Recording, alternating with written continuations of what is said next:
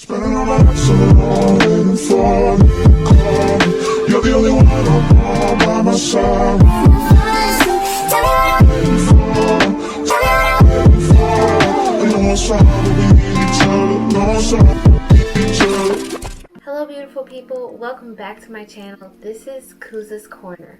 I'm Ale, aka Kuza, and today we are talking about my diagnosis story with type 1 diabetes. August 2021 is when this whole thing started.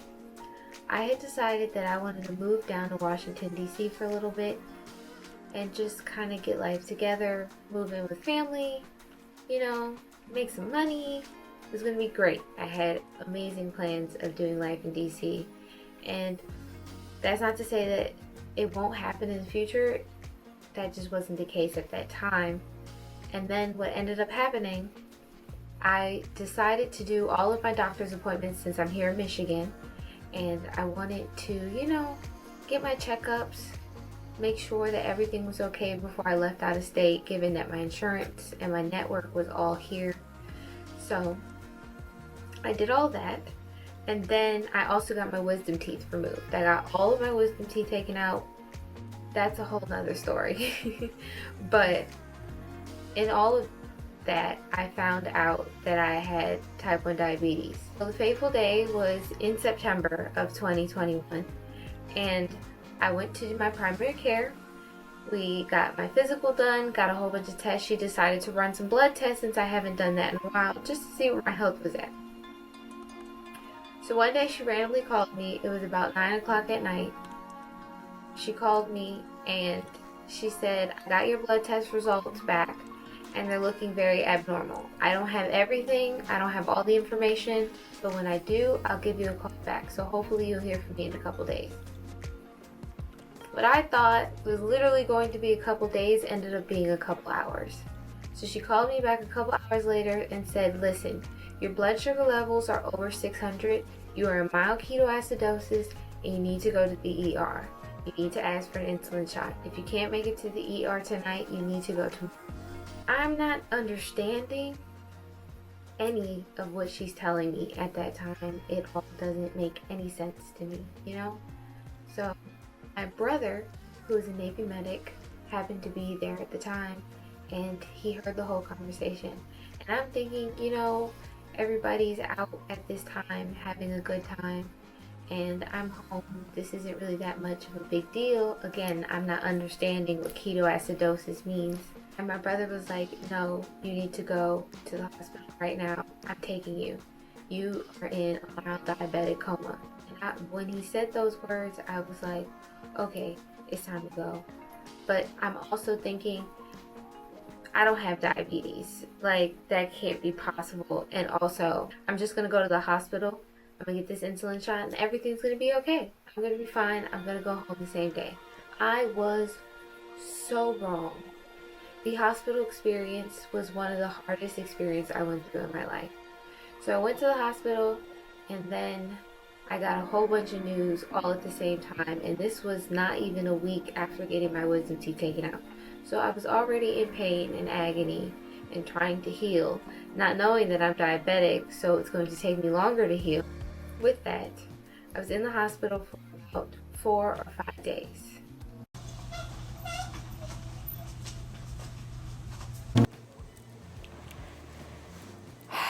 Today is September 5th, 2021, and as of 2 days ago, I found out that I was diagnosed with type 1 diabetes. This has been an emotional roller coaster for the last 48 hours. But here I am, living my best life. Life isn't over. I know that. I know that this isn't the end for me. There's a lot of people who live very fruitful lives with this illness. But now I'm a part of the chronic illness gang and the autoimmune issue gang. I'm doing a lot better than I was a couple days ago. But overall, this has been a lot. This has been a lot. but I'm grateful that I got it under control when I did. I'm grateful that I have doctors that are here to help me. I'm grateful for all the nurses and the staff who've helped me out, who've been very patient and teaching me how to take care of myself in this new state. But yeah, this is my journey. My name's Alessandra, and I got type 1 diabetes.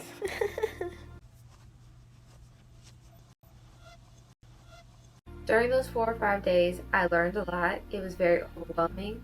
I was alone for the most part because of COVID and because of the protocols. I had a very annoying neighbor across the hall from me, but that's a story for another day. And it was scary. It was scary. It was full of uncertainty. It was lonely. It did not do well for my mental health, I can say that much. At this point, they had taken my blood so many times. They had pricked and prodded, and I had felt like an animal because they had to come in and check my vitals every 2 hours. Fast forward about 5 days in, and I finally get to go home. I finally learned how to administer insulin to myself. They gave me the diabetes education and felt like they were satisfied that I could go home. And they sent me home with a vial of human log, some syringes, and a couple of alcohol pads and an external glucometer. I'll get more into the devices later. That was an adjustment. So they discharged me from the hospital. I get to go home. I'm very excited about everything, and I'm ready to just kind of get my life moving forward because I had a lot of plans, and I was hoping that maybe I could still do the things that I wanted to do. Like, I still wanted to move to DC. I still wanted to get a job there. I still wanted to pursue all of my goals. I didn't want to let the diabetes stop me. Now, when I got home, what I didn't know was that I was in for a major adjustment, like a whole lifestyle change. I didn't eat the same way, I didn't exercise the same way, I didn't do anything the same way. And then what kind of sucked about this situation, if I'm being honest, was the fact that I'm the only one in my immediate family who has type 1 diabetes. I'm the only one in my household who has diabetes. That sometimes can be hard. But at the same time, I see myself as kind of being a poster child of sorts. So there's that. Again, I don't eat the same as everybody, so having to do a lot of things for myself and learning how to manage my blood sugars and learning how to do all kinds of stuff, but also having to go to lots of doctor's appointments. I think I had a minimum of 2 doctor's appointments every week for about 2 months in the beginning. Then it turned into 1 about a week. And then I ended up only having to meet with my endocrinologist every month, as of right now. It all started September 2021. Now, we're in December 2021. At this point, I've met a doctor, I met with a dietitian, I met with a registered nurse, and they all talked to me about diabetes care and how to count carbs and how to manage my blood sugars and how to do all kinds of things in relations to my T1D. The one that gave me the most hope was meeting with my endocrinologist. I love Dr. Hehar. I love her so much. She has been a great resource and ally through all this, and also the person who's helped me understand what's going on with me. Before I went to Dr. Hehar, my A1C was at a 15%, which is extremely high, and that was not where I wanted to be. And by December 2021, my A1C had dropped down to a 9. So that's 3 months in, I'm at a 9 in my A1C, and my goal is a 7. So I'm doing everything I can do. Also, remember the external glucometer that I talked about? So I had that, and I was checking my blood sugars manually every day, about 3 times a day, and pricking my fingers, and that hurt. So the first time I met her, she gave me Dexcom G6, so that way I could check my blood sugar levels without having to prick my finger and it was all automated, but we'll get into that a little bit later. So with meeting with her, we got things together, we created a plan, I understood what I needed, I started gaining weight, I started feeling better, everything was going great. Now, today, it is February 10th, 2022, and my A1C is at a 6.6, which is amazing given that my goal is a 7, and I'm doing great. The family support, I've had a lot of support within my family for what's going on with me. People always checking in, asking me, adjusting things. Now, there hasn't been a major adjustment, I can say that much. I'm the only one who still eats a little bit differently, which is nothing new because I've always eaten differently for my family. But sometimes it can get a little lonely and get a little frustrating when I'm trying to enjoy experiences with them, but my blood sugars get in the way. And like I said, that can just get frustrating at times. But overall, it's been positive from everyone. It's been positive from my friend circle. And my mental health in that department has been really good. Now, let's get into the medications. So when I first got discharged from the hospital, I was sent home with the Humalog, which is a short-acting insulin. Once I met with my endocrinologist, we continued that, and then I got a long-acting of Lantus. For the short-acting, it came in vial because that's what my insurance covered. So that is what I got for my short-acting insulin, and then my Lantus came in a pen form, so that way I could administer that more easily, I guess you could say. So with the vial, I have to use syringes. With the pen, I just had the pen needles.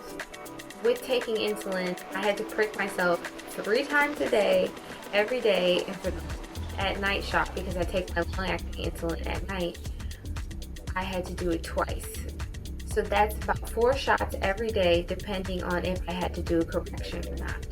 That was a lot on my body, that was a lot on my mind, it was a lot to handle, but eventually I got used to it. It was still very hard to deal with at times. There are some days where I got up and I just didn't feel like eating because I didn't feel like giving myself an insulin shot. But I had to eat because routine is necessary and important to my health.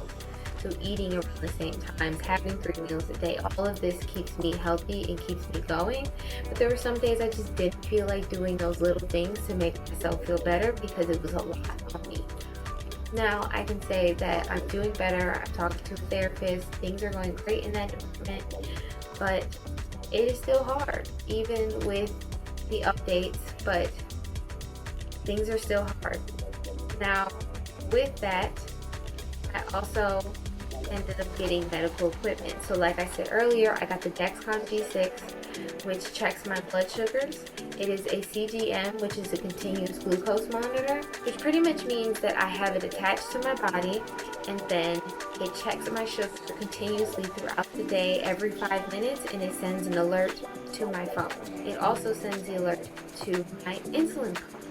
So that way I don't have to prick my finger and try to figure out what my sugar levels are. I can just open the app and boom, there everything is. With my insulin pump, I don't have to take any more manual shots of insulin, and that has been the best thing. I have the Tandem TX Slim, and I have it with the Control IQ. I love it. I love my insulin pump. I also love my Dexcom, but I think I love my insulin pump more because less work, less managing of things. Also, I love the fact that it connects to my Dexcom, so that way it automatically has my sugar levels present. And with the Control IQ, when my sugar goes above my target range, which is 200, then it sends me micro boluses of insulin, micro units of insulin, so that way my blood sugars can come down to a stable range. And when my blood sugar is too low, it completely cuts off the insulin and allows me to kind of cruise until I get back up to where I need to be, until things get corrected. So I love my insulin pump so much. But also with the insulin pump, this is a new development. So I've had my Dexcom since I started this whole thing. I've only had the pump now, which since today is February 10th, I've had the pump now for 10 days. It started off with doing a training.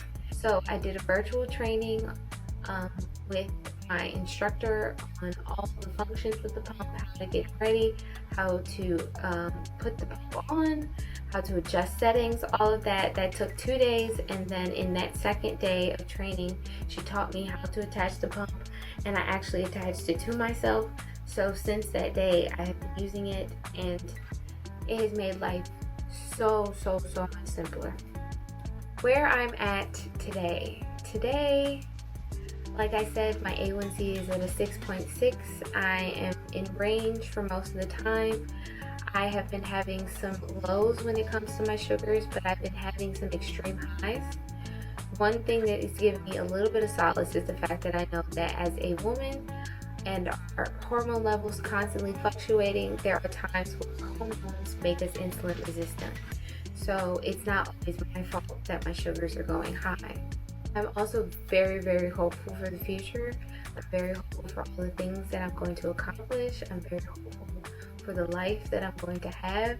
Things were put on hold for a second, but that doesn't mean it's the end. And honestly, there's a lot of things in store for me in the future that I'm very excited about, and I can't wait to tell you guys about, but when the time is right.